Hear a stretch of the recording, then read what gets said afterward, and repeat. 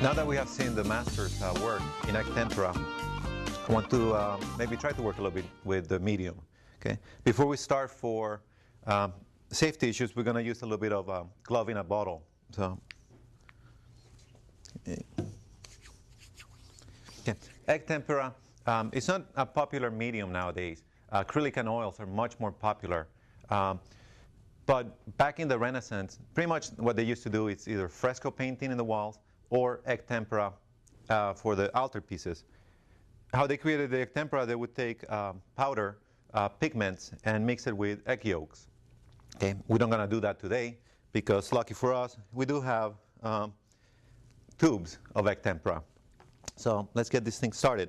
Egg tempera is great because it's water soluble. So if you don't like to use the oils because of all the chemicals and all of that, this is a great option. So let's get started. We'll do a fairly quick underdrawing. Okay. Boom. We're going to keep it simple today. We're going to do a little sphere just to show how the medium works. Okay? And it's water soluble. I'm going to take the bigger brush that I have to try to cover as much space as I can. Okay, so let's mix a little bit of the yellow and a little bit of the Alsarian crimson. A little more water to thin this out. Okay, we create a great orange. Okay, and a little bit more water to thin this up. Okay, and we'll just we'll just do this fairly quickly. Okay. Boom. Okay. Egg tempera is a very thick and rich type of paint, which is great if you like impasto painting. Impasto meaning very thick paint. Okay. Right now I'm going to use it mostly as a underpainting. Put a little bit more water. Thin this out. Okay. Boom. Okay.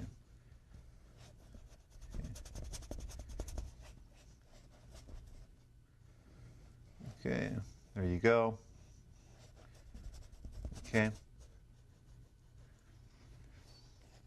Because I know that supposedly the light is coming from this side, I'm going to take my little piece of paper, kind of thin this out a little bit, kind of give the effect of light, and I'll work a little bit more on the other side. Okay, let's work on the shadows a little bit. Clean the brush. Boom. Water this down a little bit, and we'll use this blue. Okay.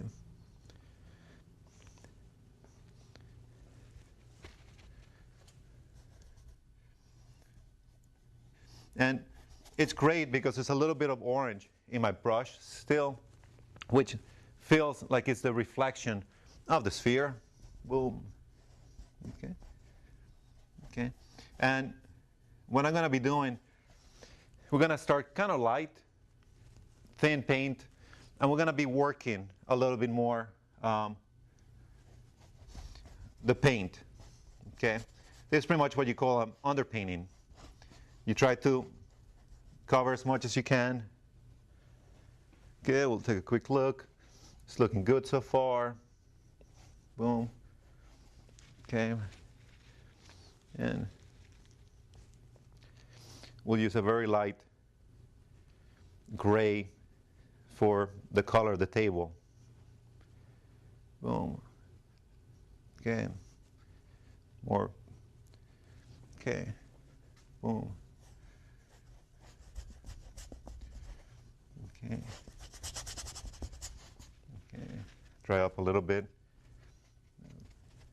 Okay. You can always use your finger. Don't be afraid of getting dirty when you paint. In fact, that's the fun part, getting dirty when you paint.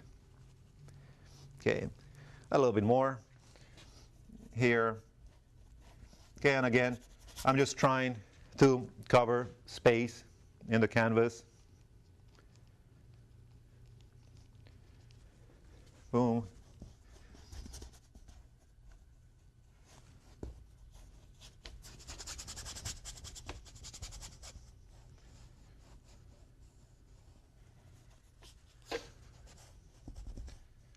Okay, so it's looking a little rough, but it's going to get better. Okay, a little bit more here. Okay, boom.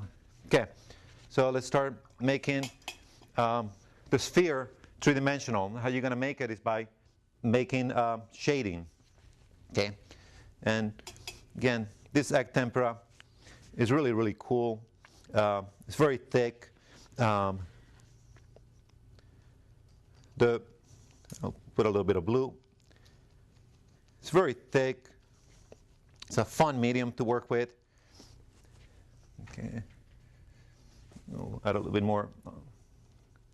The red, boom. Then start adding.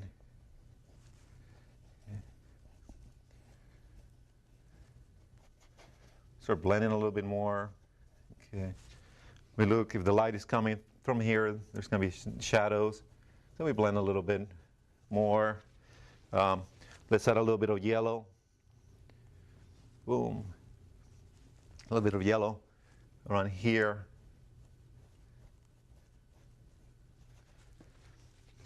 And let's put a little bit of white even. Boom. Okay.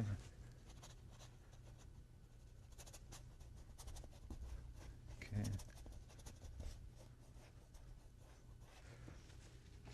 Add a little bit more. The red. Now we're trying to shape up a little bit. I know there's going to be strong shadows around here. Boom. And I'm pretty much painting wet on wet. If you have a blow dryer, you can dry up the painting and then come back. This is water soluble. It dries fairly quickly. And we'll add a little bit more here. Okay. Start working a little bit on the shadow. How you want to work the painting, you want to work the whole thing. So now that I add a little bit of shadow here, let's start working a little bit on the cast shadows. Boom. Okay. We'll add a little bit of the blue. It's going to be kind of a strong line down here. Not too much. Okay. Boom. Okay. And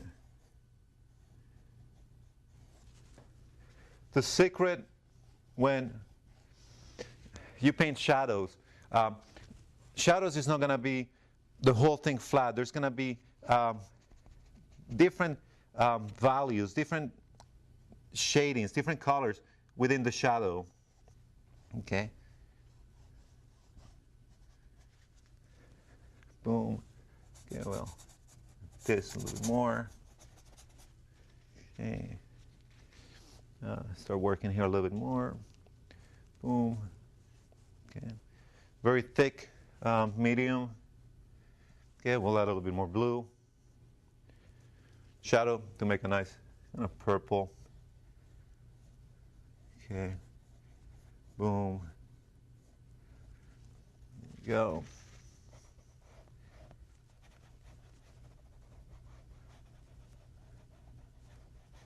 Again, don't be afraid of getting dirty. Okay. Make sure everything is in circle.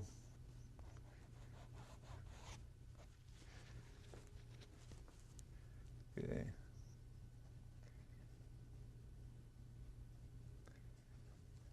Boom.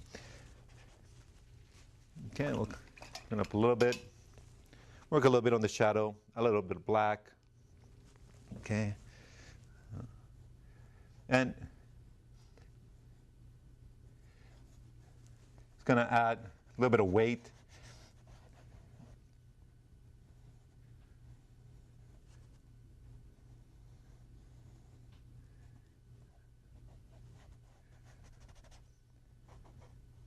Boom. Okay, well, a little bit more around here. Okay. Make the shell a little bit more circular. Okay, there you go. Boom. Okay. And we'll add a little bit of a line in the background to make the whole thing feel like it's laying in the table. So doesn't have to be a strong line, just a little bit of a hint. Okay. Boom. Okay.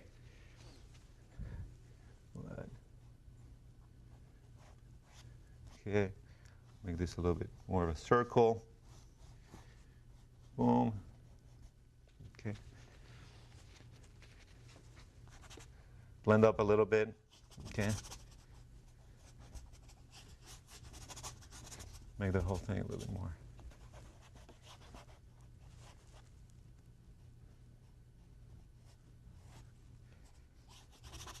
Okay. And we'll put a dab of yellow, a little bit of dab of white.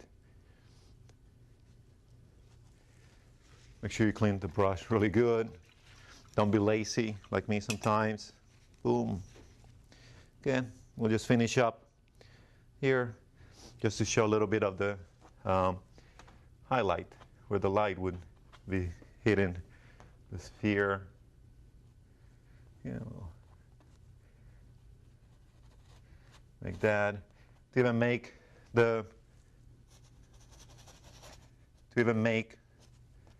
the shadow a little bit stronger, well, a little bit of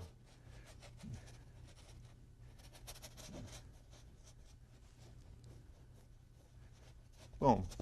Okay. So a little raggedy, a little rough, but I like it. So I hope you enjoyed my art lesson with egg tempera.